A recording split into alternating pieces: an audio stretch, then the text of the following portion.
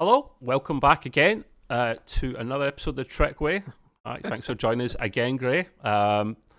We are back a day later purely because we are now finished with Lower Decks. Thankfully, maybe. Although I do Yeah, miss, kinda. I do miss the Cerritos. I do like. I've got a new love for it now. But yeah, just some bad writing there. But we wrapped up. If you haven't seen it, the last episode was a beast. It was an hour 40. It's a Talking Heads video. Put it in the background and just clean the toilet or something. I don't know. Clean the toilet. We're here for you. We're here for your entertainment. But yeah, this is Star Trek Prodigy. So officially, it's still the first season. But they took a massive break in the middle. They've done 10 episodes.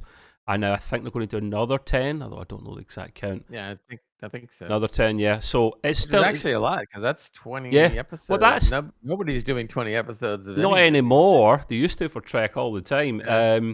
They should have just called this season 2. So we're unofficially calling it season 1.5 because it kind of makes sense. Sure. But this episode's called Asylum, purely because remember from the last, I had to watch the catch up. They're heading.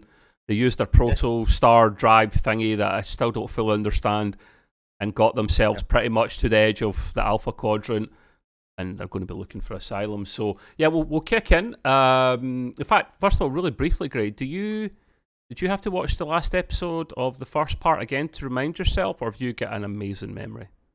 I didn't watch the last episode. I thought they were going to do some kind of recap, but they didn't, so that's okay. Yes, but I pretty much remembered most of what I saw, so it wasn't too good, much of a stretch. Good. That's sorted down.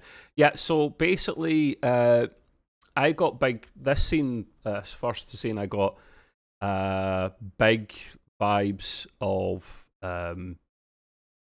the Star Trek Into Darkness movie, which, yeah, I know we don't really like talking about, but unfortunately it's a thing.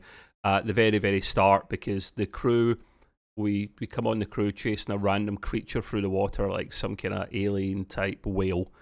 And they're being careful not to break the Prime Directive because of the local fish type creature things. We have Avatar. is that what they're called? Oh well, yeah, I get vibes of that actually. They're like a cross between Avatar and maybe and the creature Aquaman. from the Black Lagoon. Aquaman, because they have the trident things. Yeah, that as well, Gray. And they're chasing this thing through. I like it. Was a nice way to open the episode, I guess. Gwen, who's the one that's attached to the diviner. Her father's a diviner. Father. She's got the long kind of hair, and she's got that kind of metal thing that kind of molds to her will, to whatever she thinks. Basically, looks like Avatar. I mean, think about it. She looks a lot like the creatures. Well, she does. Paint her blue, proper blue, and she does. Yeah, I would say so, mate. Yeah. We'll just call her Avatar then. Screw it. We'll make up names for all these characters anyway. So we've got her name's Gwen, and she, while she's joining the guys on a chase, she has visions of her father from the last episode. He's supposedly dead, So, but we'll get to that. He keeps saying it's a weapon. And you're like, okay, right, very good. But this distracts her because she's flying the vehicle through the water, which I've noted here, Gray. The whale's trying to gobble it up more than once, this little ship. It looked a bit like that squid ship that Spock flew at the beginning of Into Darkness. So you remember that thing with the Red Matter ship thing? Yeah. Kind of vaguely, yeah. And Geordie LaForge makes it. So I know you've probably tried to put it out of your brain because Kelvin verse, and we kind of yeah, I know, mate, I know. Hopefully they don't cover it too much of the Kelvin verse stuff, and we'll never let them off of it. We can. I'll tell you, these alternate timelines with all these different movies, I get it, messing but us up. Like now, instead of having to keep track of one timeline, I've got to go. Oh yeah, that timeline. Oh wait, there's a third. Oh wait, there's a fourth one. Which one are we talking about? Yeah, and is it in the past? Is it in the future? Is it the mirror universe? Is it? Oh my god, yeah. Confusing. Yeah, and don't throw time travel in there too, because then it's all. Oh no, don't. No, please don't, mate. So Gray's noted here. You seem to be a fan of this so far, mate. You're liking the animation style and whatnot, and happy to see it back. Yeah.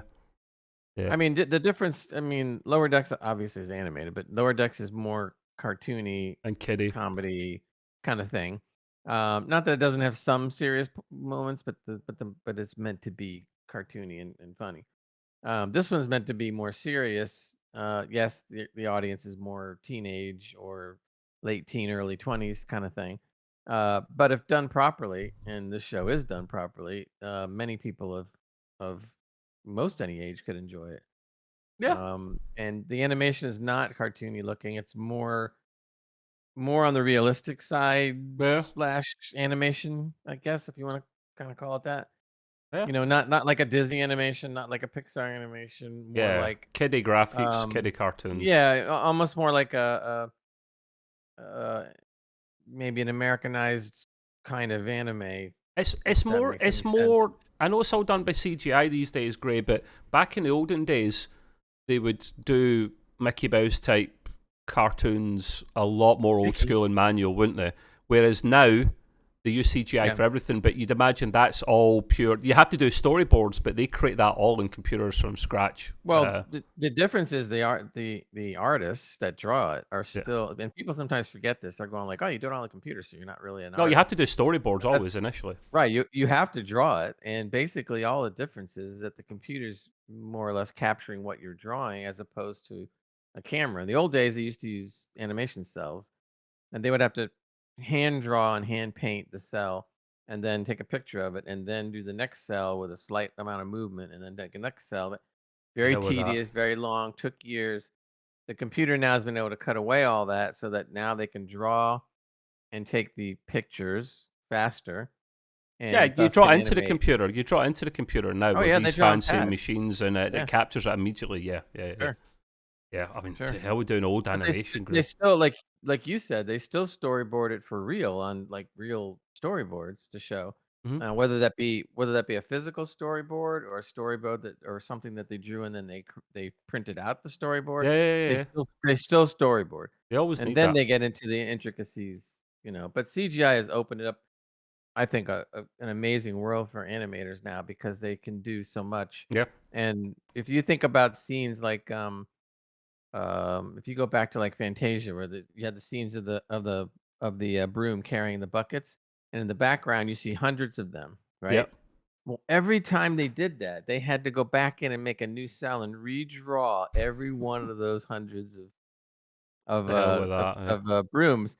But now with CGI, they can basically say, okay, well, this doesn't have to be redone each time, so we just take my original drawing, tell the computer to make a whole bunch of them, yeah, and then it'll animate. And wow, does that save a lot of time? yeah, yeah, yeah, yeah. I mean, that's like really, amazing. So now you can almost really appreciate what the old animators had to go through. I mean, Oh that was yeah. that was painstaking To hell stuff. with that, Gray, man. I mean, that must. If you don't come home at night miserable after a little while from your work, how was your work today, honey? I'd love to say it's great, but it was. Can you I just see some of the but my character moved 5 steps forward today, love. yeah. Really? That many? Okay. The stories we'll never hear of the old animators going home and says, "I hate them damn dwarfs." Oh, do you not remember the what do they call Flickbook or something, where you draw something little stick Yeah, character, and then on the yeah. next page you move them slightly, and then you just go, and it looks Oh like yeah, a yeah. little When I was cool. when I was a kid, I could only draw stick Same figures, but man, I yeah, did yeah, that, it's great, yeah. and I did and it really is pretty cool. It's kind of like, oh wow, I'm actually animating something. I done one of them, Grey, but it was a little bit rude. I won't say what it was, but you can use your imagination. Yeah, that's what kids these days, man. Yeah, well, that's Anyway, another whole market, but oh, it certainly is. Yes. Anyhow, right, we're already diversion, which that's right. we do well. That's right. So yes, Jacob Pog, who I love this guy. I love all those characters for different reasons. They're all just adorable.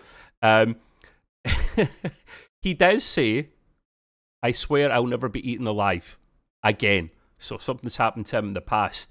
He Yeah, really I was does. kind of wondering about that. I was like, did I miss Again, something? is there backstory? Was he gobbled up by a whale in the past? We don't know about it. There's a lot of backstory to these guys we don't know, mate. That's the thing, because Lord X has got 3 seasons under its belt. This has got half of a season, so they've got so much potential. But I like Jacob Pog. He's the food eater of the franchise, and you'll find out why shortly. The crew ask help from Zero. She's a Medusan. If you remember, if you see their true form, you go nuts. So she's in like some kind of robot shell thing that floats, and she's got hands. She can manipulate things. She's a great character, and I recognise the voice. Whoever plays her, I'll need to look into that actress because it's familiar. But anyway, she asks for help from Zero, who's still on the Protostar at the time. Zero takes the Protostar just above the water. More Into Darkness scenes there, or vibes. I think it was Into Darkness anyway. Yeah, it's Into Darkness. And she literally beams the whole bloody whale up. Again, Star Trek 4 vibes here, as Gray's noted. Damn right. Well, and Star Trek 4 did it way before. I know. The Darkness just ripping it off. So. I know. It's not a bad thing borrowing good ideas, as long as you don't abuse it and borrow it too much. Well, let's go back on that one. It's good to borrow ideas, but not just totally. Oh, like you don't want to plagiarize. You want to borrow and then put your own spin on it, basically. I mean, technically, to be honest, and I'm nitpicking a little, but technically, to be honest, I would rather in this episode they had beamed up something other than a whale-looking creature, because this is the third time it's been done. True. Yes. It's kind of like, can you think of some other interesting creature you could have done that with? Even though it was done well, I get it.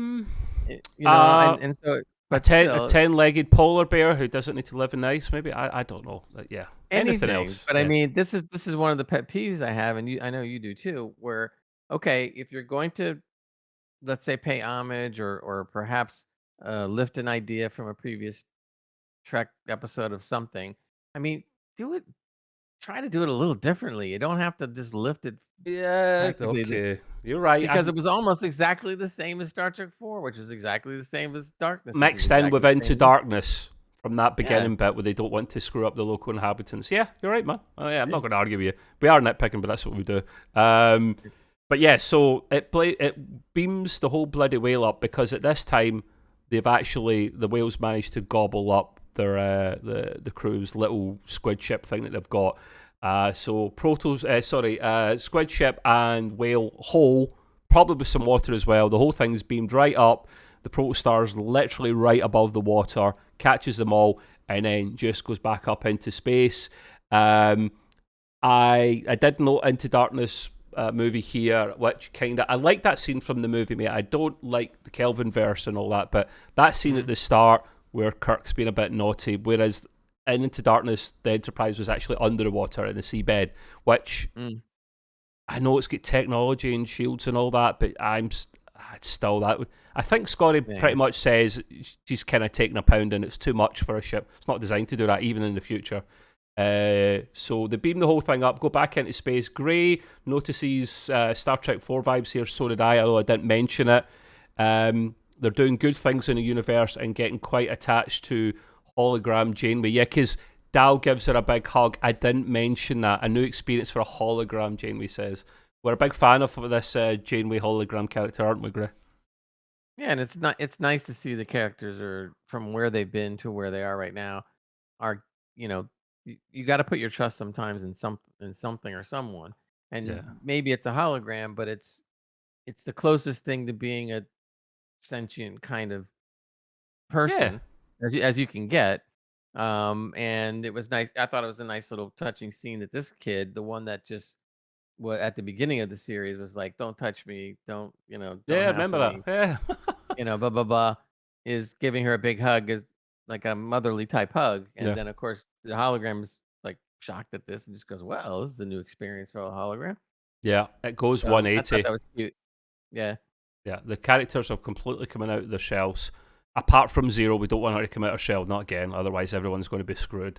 I think what I liked about this too, and I'm not trying to knock Lower Decks entirely, although I do, because I don't think it's the quality of this show. This show, I think, has developed the characters much better than Lower Decks. And it isn't easy because they only did 10 episodes, and yet they were actually able to move the characters along, I thought, at a decent pace where it wasn't too fast. What, Lower Decks or Prodigy? Sorry.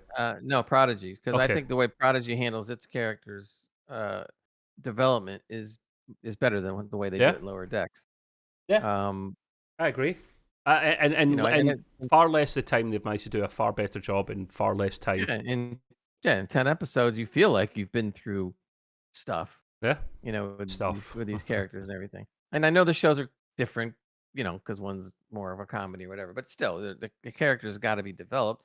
Any good comedy. I mean, look at some of the comedies that have been on TV that lasted 8, 9, 10 years. Yeah. You don't last that long without good writing, good directing, good acting, and good character development. It falls back on writing. Gray. I don't know if you've ever watched a show like Frasier, and Some Frasier episodes. it won multiple Emmy awards for best comedy. It won so many comedy awards that there was years where they took themselves out of the running. Believe it or not. What?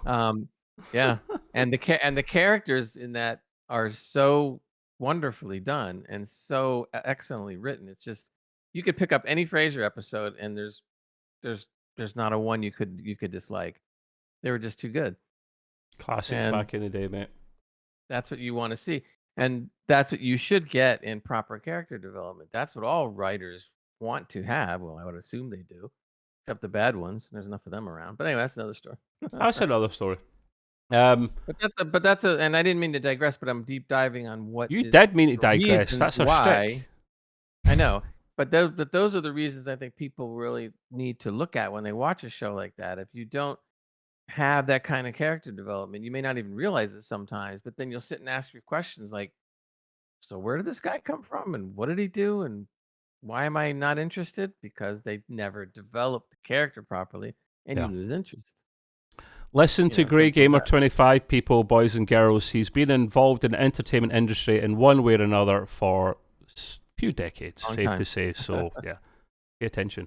Okay, so back on track. The Protostar crew then beam the whale back down, I guess, somewhere else. It's not clear if it's somewhere else on the planet or another planet. Let's assume it's the same planet. I think it was. They just had to take it away and take it probably to the other side of the planet, beam it back down, so it could be with with the lady whale. You know what I'm saying? And they can all be happily ever after. After they do their good deed, the crew approach their first Federation relay station, beautifully named CR721. They've got no charisma, no imagination in the 24th century, man. CR721 sounds like a registration plate, but anyhow. And we then see a tunnel latch on to the space, or not space station, the relay station, and I was wondering what it looked like. Instead of the old-fashioned tunnel bridge things that come out from the ship to the relay station, this looked holographic in nature. And Gray mentions here, tunnel's probably some kind of modified tractor beam, or it could very well be a hologram, because Janeway hologram can touch things. So the same is true the opposite way. So, but the thing is, what I don't like about that, Gray, is if the power goes, even backup power, you're up a certain creek without a paddle. Right. I'm more of it could very well be that, but I'm more of a person to believe it's a modified tractor beam, because you would have to have a lot more power to sit there and make this thing out in the middle of space stretch out to a station than you would internally in a holograph deck. I mean, that's just the way I would like to believe it, but either way, it did look cool. So. We will talk about the tractor beam again later on, because it does come back again, to be fair. Now, if you remember rightly, and I'll remember this at that scene because I'd forgotten it previously, that the diviner, the bad guy at the end of the last season, Gwen's father basically put a virus onto the Protostar, which meant that if it ever got direct connection to any other Federation ship, Starfleet ship, whatever, it would literally know to go onto that ship, transfer itself, and then multiply, do what a virus does, and then start wreaking havoc from within inside. Which I like that idea, that plot, because they're going to go through this season wanting to speak to Starfleet but not being able to, and they're going to come across as the bad guys in some scenes, I think, Ray, and they don't want to be, because we'll get to this in a moment, how they try and actually come across and they're wanting Asylum, hence the name. This virus spreads, it's about to start spreading. This is the first time we see the crew in their new Starfleet uniforms. Hologram Janeway gets them kitted out, I thought they looked pretty cool. I wasn't sure if they were cadet uniforms, Gray, but maybe they're a new version of that because Gray thinks they're tailored for a younger audience. They look pretty good to me. Yeah, you like them? I think they are going towards what they look at as being an academy type student wear or whatever you want to call it. Yep. So young officers, or cadets, whatever. So this is what they would wear. I think it looks good. Yeah. It gives them the look of being cadet as opposed to anything else. Yeah, light blue. I liked it. I was a big fan of it, to be fair. So it was nice to see them.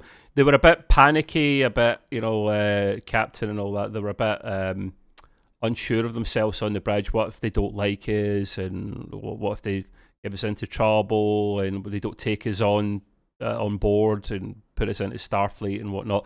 And, hologram Jamie's like, well, you just have to make them, be yourself. And she's got confidence in them. Yeah. She's growing to love these guys. So, and I think they should be given special dispensation when they do catch up finally and be allowed to enter. But anyway, not with that virus aboard. Well, yeah, the virus is cool. We'll get to that. There's I call him a quirky little officer, right? He's a bit weird, and I kind of get it because he's in the middle of nowhere for so long. He's already on the station, and thank you for catching his name, Gray. Barnes Frex. That's a cracking name. The animation's so good that he's got the kind of monk-type hairdo, and what I mean by that is the hair that goes all round here in the bald patch. And I've always said to my friends who start getting that, as soon as you get this bald patch, just take it all off. You don't want to look like a monk. Just shave the lot. Go for it, man. This guy's not getting the memo. He's rocking the monk hairdo. The crew introduced themselves to Barnes, and he introduces themselves back. The crew admit that they have borrowed / stole the ship, and obviously Barnes is, he's struggling to take this all on. It's a lot of information, but he says, that's fine. We'll get you to speak to the powers that be, and they'll sort this out because it's above his pay grade. They then have to be entered into the system. So they stand in this scanner, which, think of a fancy scanner you get at the airport and put a 24th century vibe in it, and you've got your scanner. And I forgot about this, Gray. I'm a bit disappointed in myself. The Jacob Pog, because he's a Tellurite, he steps onto the scanner, and it says he didn't think he'd been in the system, and the guy's like, no, you're there. Tellurite, you're one of the founding members of the Federation, and he's got this little smug look in his face. He's like, oh yeah. Nice, I forgot about that, Gray. I'm disappointed in myself, mate. Yeah, I forgot at the time too, and actually you mentioned it here because I knew that it was Earth, and I knew it was Bulk, and I knew it was Andoria, but I had forgotten the fourth one until they said it. Like, oh yeah. Yeah, was that established in Star Trek Enterprise, or was that established in the TOS? Believe it was Enterprise. TOS. Was it TOS, not Enterprise? Right. Okay. Cool. I wasn't sure who done it first. Okay. So yeah, Grey notes here. The founding was 2161, and let's say Earth, Andoria, Vulcan, and Teller Prime. So good to know. Founding member on board. Now Murph, who's probably my favourite character. I love this little guy. He's the little gelatinous character. He looks like slime.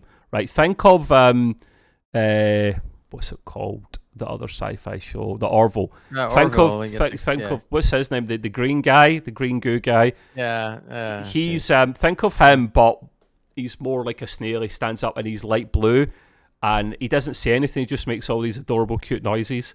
He's called Murph. We don't know what his name is. I think they just named him Murph.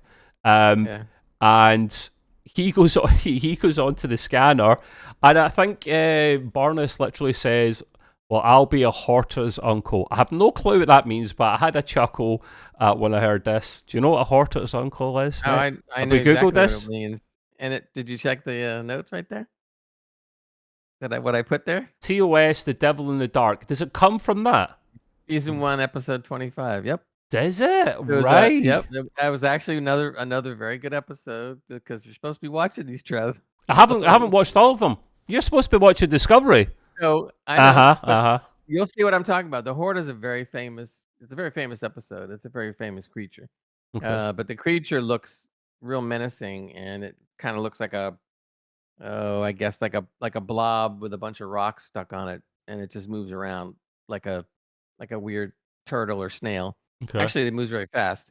And the story on the original series was that basically this thing was killing some of the miners on a planet, and of course they want to destroy it and kill it.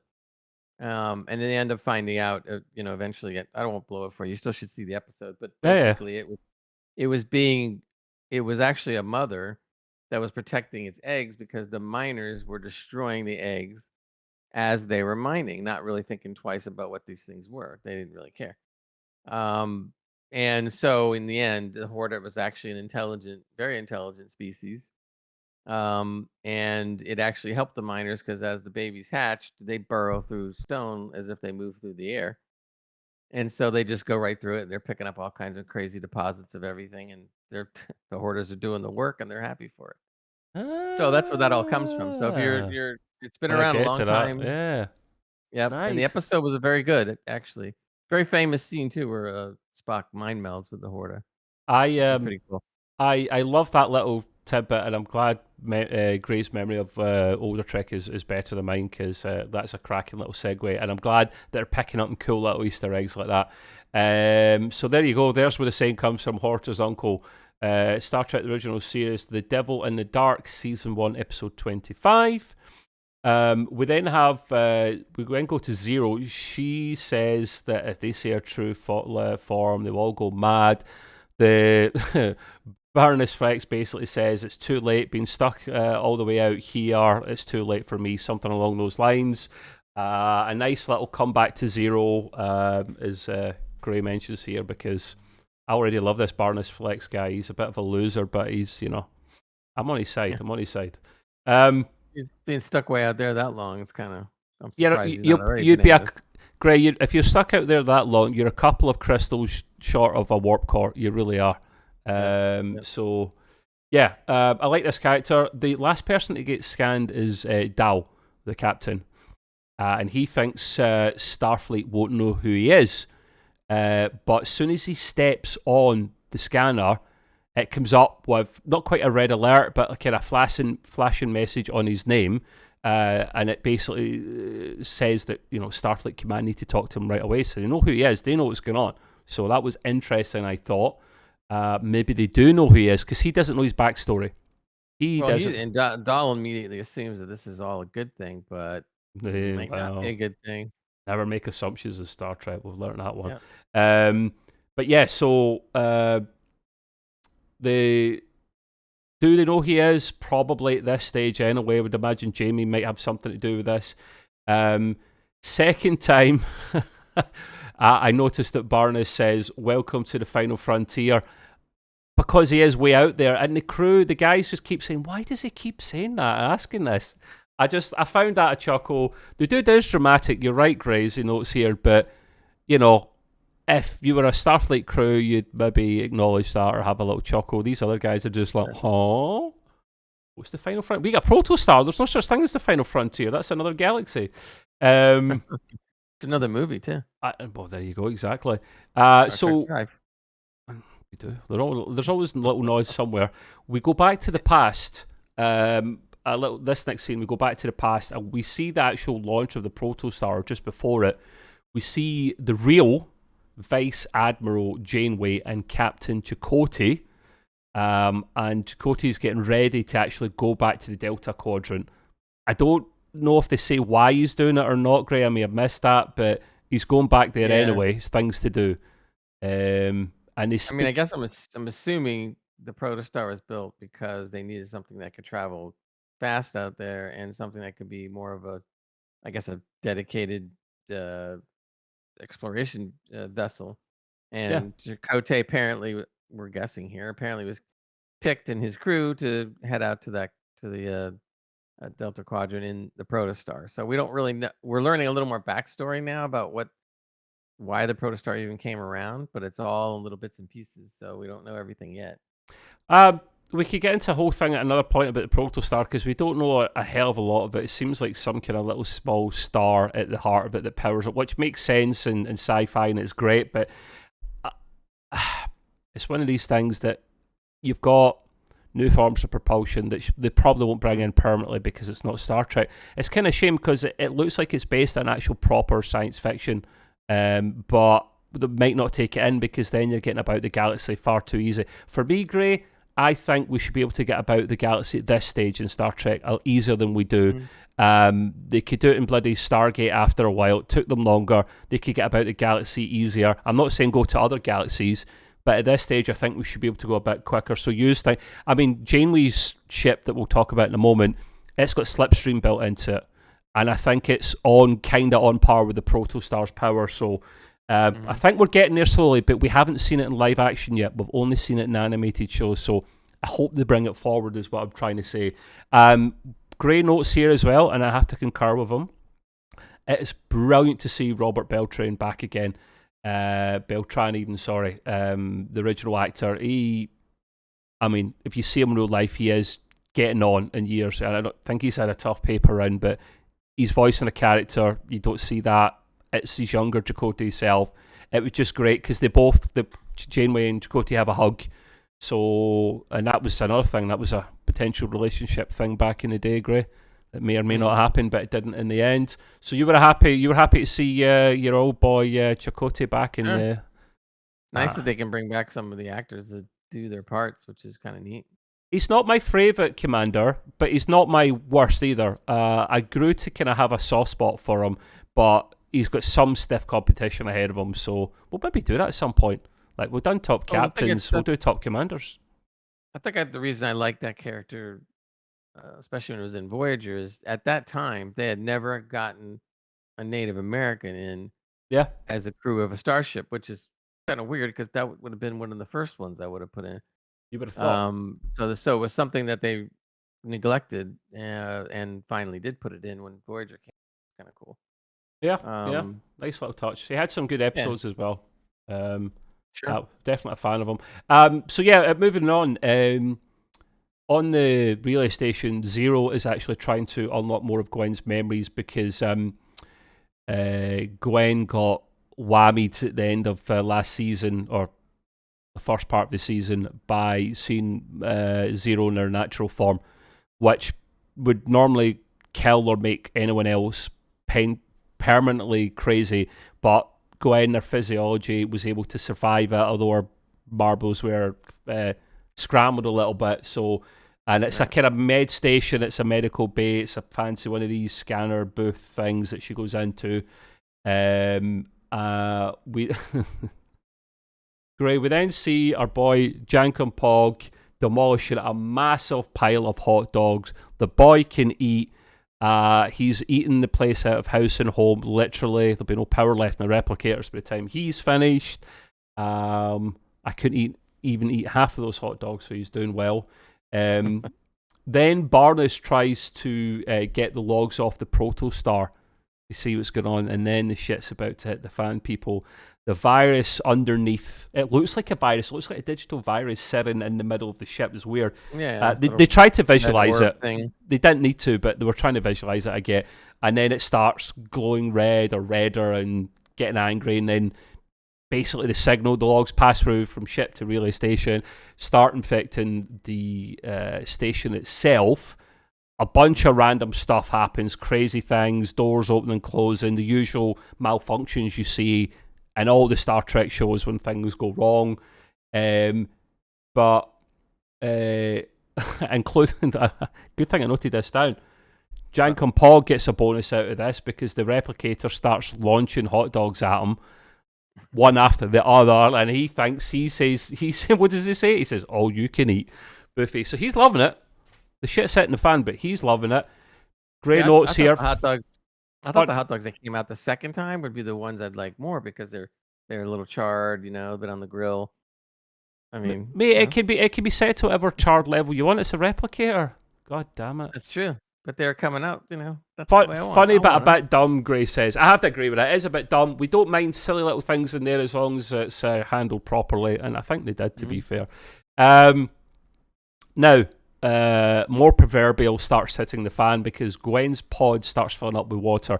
I don't know why there's bloody water in this thing, but anyway, she can't get out. She's stuck. She's locked in there. The water starts filling up due to the malfunctions that are going on.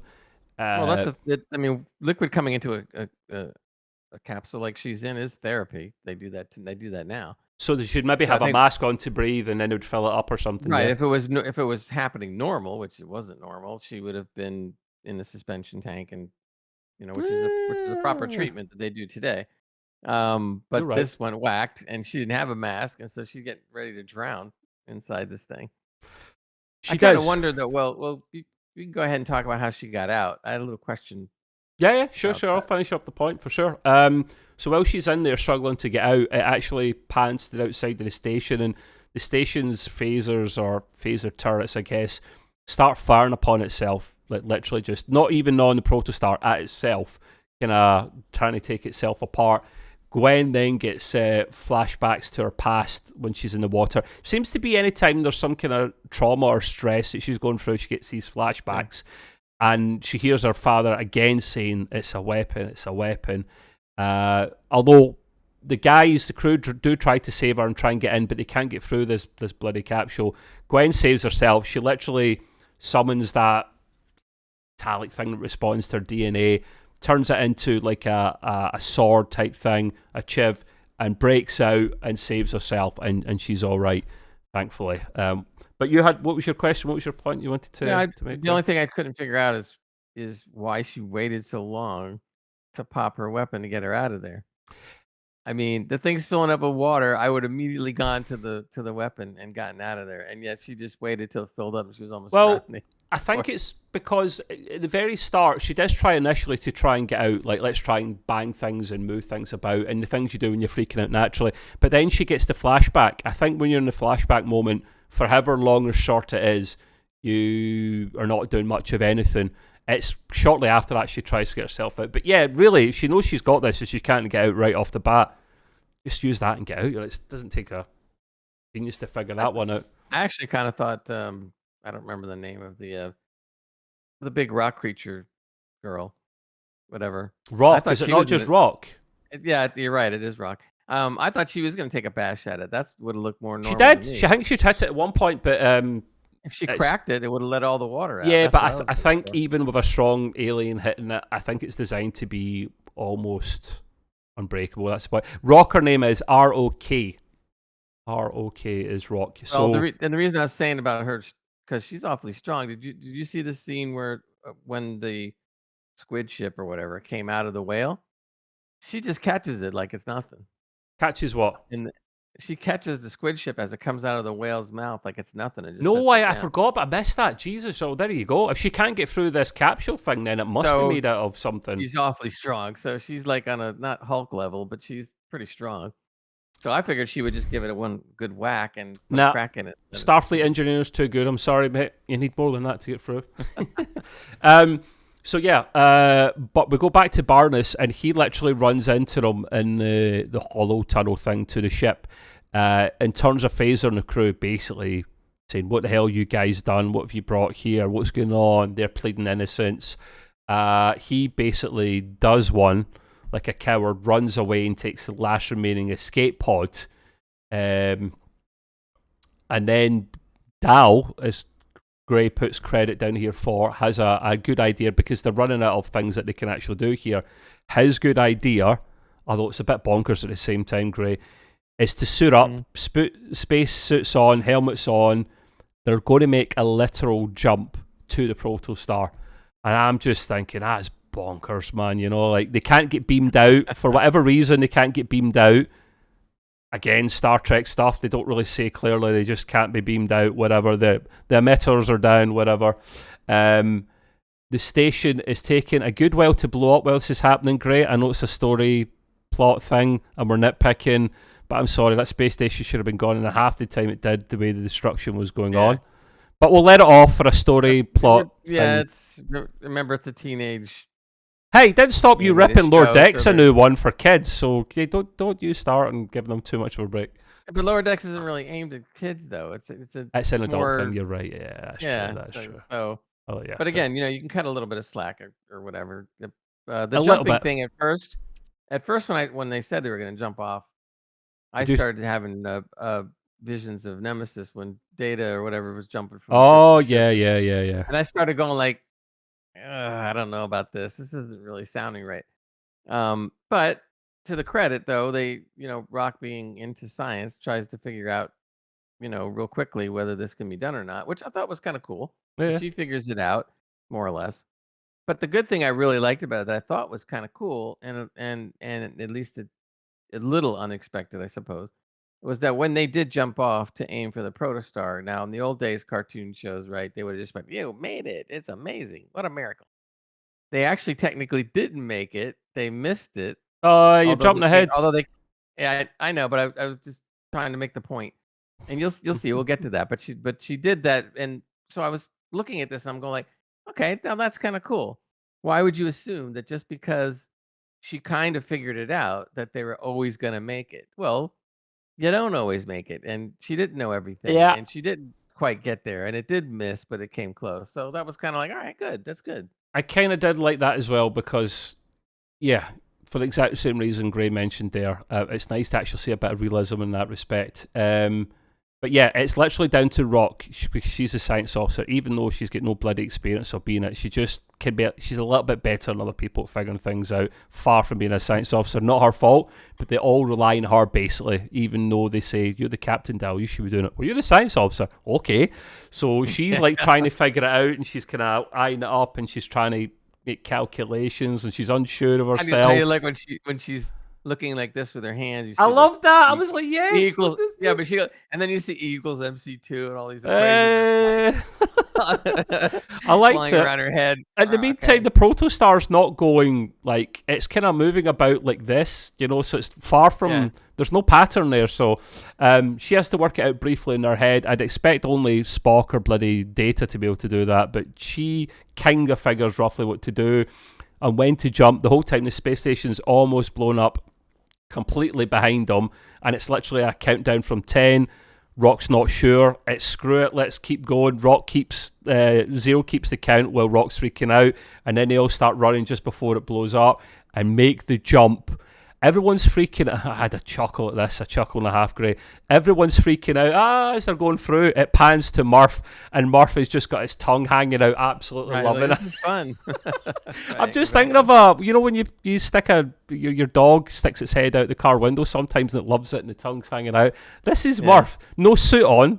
It doesn't need a suit, so loving everything, man. Good little nod there.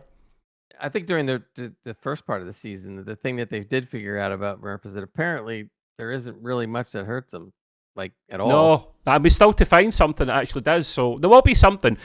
You can't have it completely invulnerable. Otherwise, I want a showdown with Superman if that's the case. Well, yes, but I think the reason why they parlay that against the fact that he's not that smart and he's kind of like a dog. We don't know. So he can be invulnerable, but the downside is that he's more like a dog. How do you know it's a he? I don't know. I just went at it being like whatever. He does what we all do. When it comes to an animal, all animals are he by default until we know otherwise. Well, it's like most times, even though it's stupid, most times when you see a dog, you tend to go he, and when you see a cat, you tend to go she. When there's he and she on both sides. No, I don't think of a cat most of the time and go he, but that's interesting. Anyhow, only because we're kind of different. A cat is more feline, which gets it to more of a. I don't know. What can I tell you? Digress. There's digressing, then there's completely changing topics and subjects. We're both guilty of that. So as Gray spoiled before, because he likes spoiling things, they don't make the jump. They miss it by not a massive amount, but a decent amount, I would say. They definitely miss it.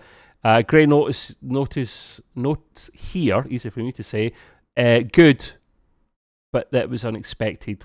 We didn't. We all assumed that it would get in because that's the kind of way we think. But they do. They don't make it, and then I'm immediately thinking, Gray, shit, what's going to happen here? Right.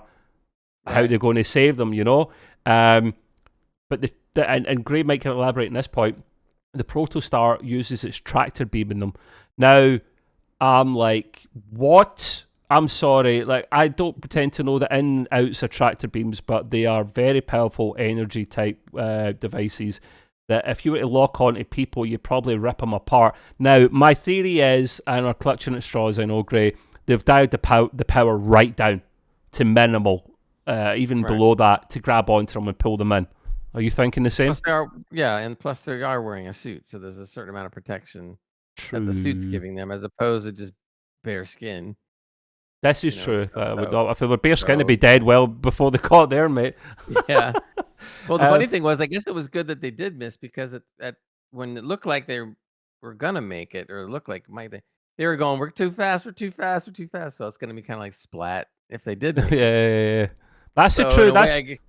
There you go. It's good that they didn't make it. They didn't splat. So do you think they would have splatted? I don't think they were going fast enough for that. Why does the Protostar needs to compensate for that? I've seen this in science fiction all the time. The receiving end needs to move with them so that they don't get squashed. That's the whole point. Yeah, but the whole thing when all this is going on is the Protostar was getting all messed up too. Everything was getting messed up. That is true. That's why it's moving about like this. Right.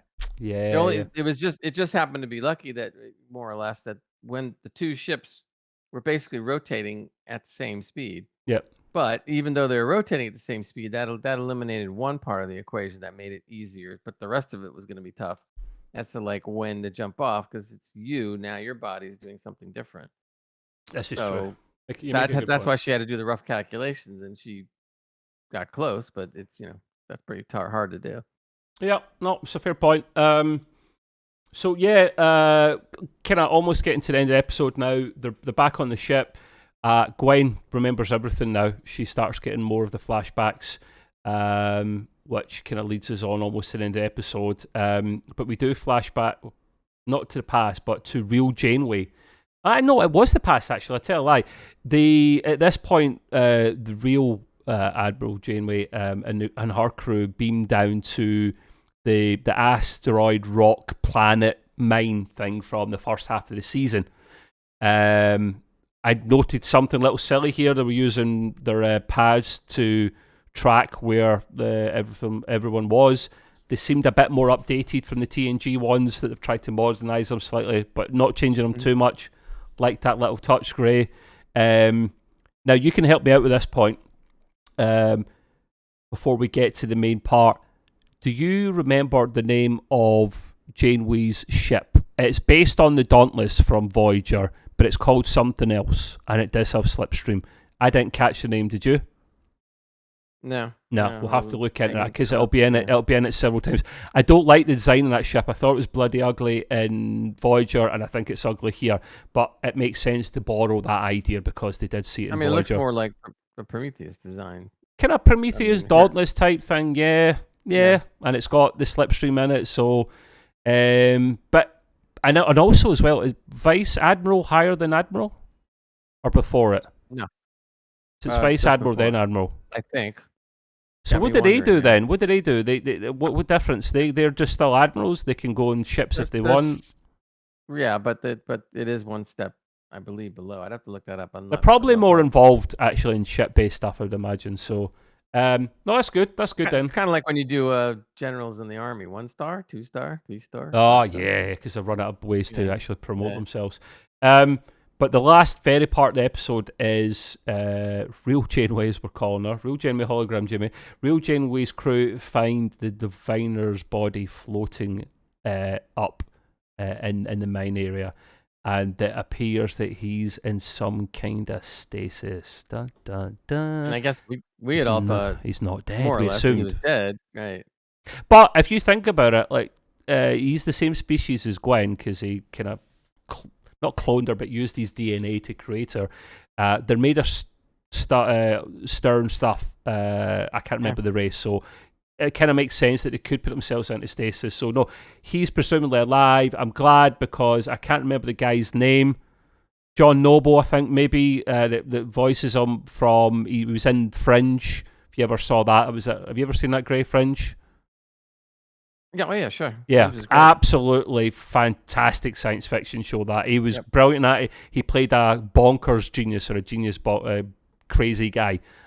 Played the part really well. I've seen him in other things as well. He's great. Yeah, he's been around. So we literally, grade notes down here that it's 8 out of 10. Good stuff. 10, some humour, although a bit cheesy. Yeah, sounds about right.